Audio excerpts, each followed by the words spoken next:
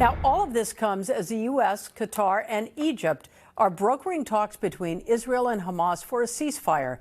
Today, Hamas agreed to a proposal that would include the release of hostages. But Israel said the deal is far from its requirements, and the military is conducting airstrikes right now on Rafah. NBC4's Darsha Philips joins us live from the newsroom with more. Darsha. Yeah, Colleen, a Gaza ceasefire remains uncertain. The U.S. says talks are at a critical stage. Meanwhile, airstrikes on Gaza's southern city of Rafah continues. In Gaza, people celebrated after word the fighting would stop. In Israel, there was hope the hostages would finally be returned. In the end, the fighting continues. Israeli airstrikes hit Rafah.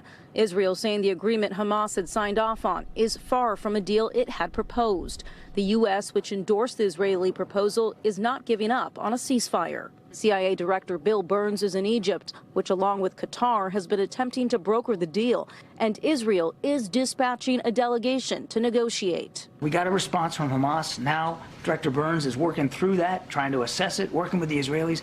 I mean, my goodness, folks, I don't know that it gets any more sensitive than right now. Hamas reportedly altered the proposal in a number of areas. NBC News saying the Gaza government refused to indicate if the hostages to be returned were still alive and not the remains of those who have died in captivity.